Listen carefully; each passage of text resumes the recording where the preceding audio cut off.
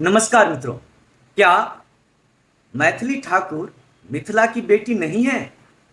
जी हाँ।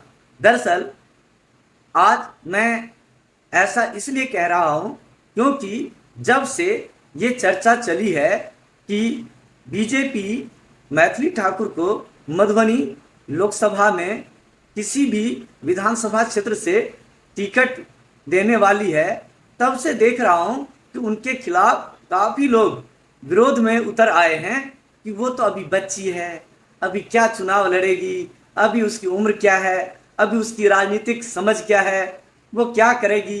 यहाँ तक कि कुछ लोग तो ये भी कह रहे हैं कि वो नचनिया हैं, वो आर्केस्ट्रा वाली है। तो दरअसल मैं उन लोगों से ये कहना चाहता हूँ कि राजनीति में कितने अच्छे अच्छे नेता हैं ये हम सबको पता है, और कितने सारे नेता अपने क्षेत्र के लिए कितना अच्छा काम करते हैं ये भी हमें पता है।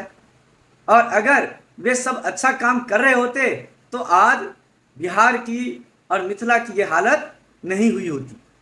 जहाँ तक बात रही मैथिली ठाकुर की, तो किसी ने सच ही कहा है कि जब कोई व्यक्ति बुलंदियों पर पहुंचता है, जीवन में आगे बढ़ता है, तो सबसे पहले उसके खुद के जाति के, बिरादरी के, समाज के लोग उसका टांग खींचने में लग जाते हैं कि कैसे ये जिंदगी में आगे न बढ़ पाए।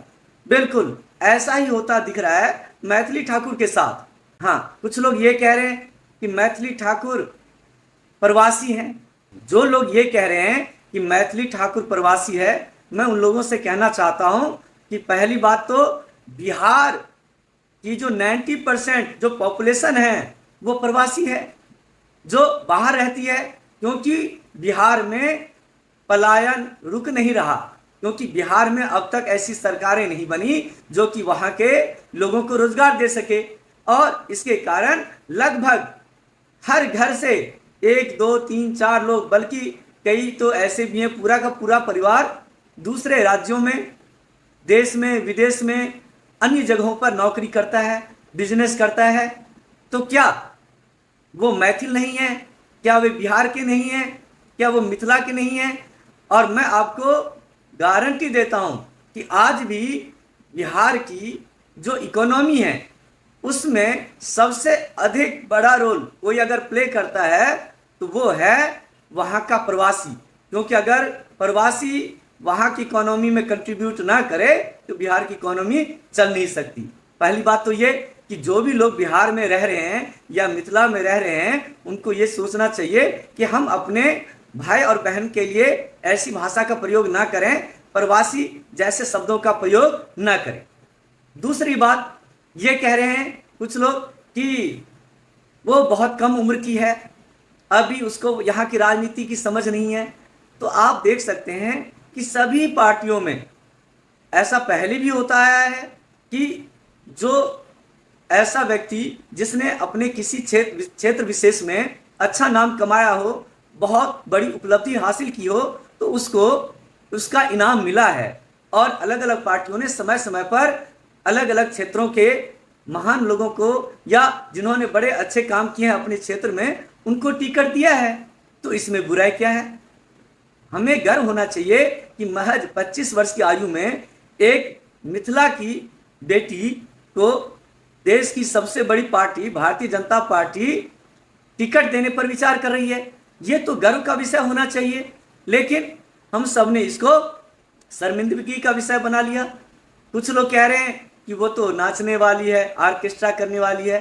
तो पहली बात तो वो नाचने वाली नहीं, आर्केस्ट्रा करने वाली नहीं, बल्कि एक लोक गायिका है जिसने बहुत ही इज्जत और सम्मान के साथ अपने कला का प्रदर्शन किया है, और अपने गीत और संगीत के माध्यम से देश विदेश में न केवल अपना परिवार का बल्कि अपने पूरे क्षेत्र का नाम रोशन किया है।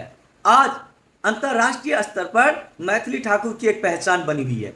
मैं ये नहीं कह रहा हूँ कि उनको इतनी कम उम्र में टिकट मिल जाना चाहिए था, उनके पास अनुभव नहीं है फिर भी उनको मिल जाना चाहिए, लेकिन ऐसा भी नहीं कहा जा सकता है कि अगर वो चुनकर आएंगी तो अपने क्षेत्र के लिए काम नहीं कर सकती।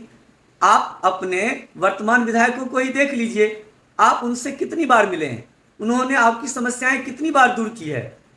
एक बार चुनाव खत्म होने के बाद, चुनाव जीत जाने के बाद उन्होंने आपके लिए क्या काम किया है, आपके क्षेत्र में क्या काम किया है? कभी आपने उनसे जाकर सवाल पूछा? नहीं। लेकिन एक मिथिला की बेटी जो देश विदेश में डंका बजा रही है अपने नाम का, अपनी लोकप्रियता का, अगर उसको टिकट देने पर कोई पार्टी विचार कर रही है तो आपका समाज उसको पीछे करने में लगा हुआ है। शर्म आनी चाहिए ऐसे मिथिला वासियों को।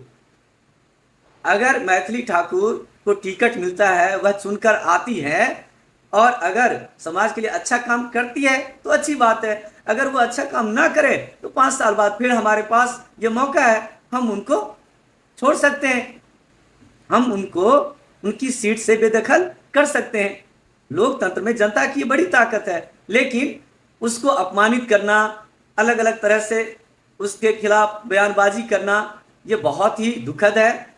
बाकी मैं सबसे यही कहना चाहूँगा कि अपनी मिथिला की बेटी का हौसला बढ़ाइए।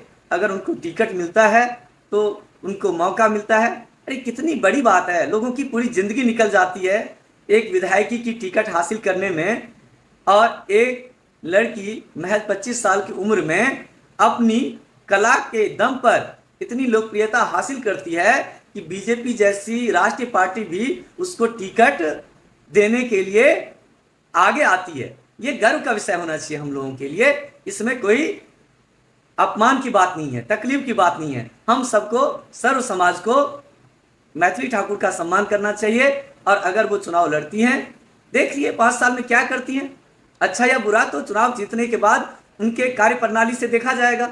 वहीं हम ऐसे कुछ नेता को देखते हैं जो बार बार एक ही विधानसभा सीट से बार बार चुनाव लड़ रहे हैं, चुनाव जीत रहे हैं, कुछ अपनी पार्टी के चिन्ह के बदौलत जीत रहे हैं, जबकि वो विकास भी नहीं कर रहे, लेकिन फिर भी बार बार उनको जनता जिता रही है। तो एक मैथिली ठाकुर के आने से लोगों को इतना परेशान नहीं होना चाहिए, और सभी मिथिलावासी को, समस्त मिथिलावासी को चाहिए कि वो उसको सपोर्ट करे और आगे बढ़ाए, हौसला बढ़ाए।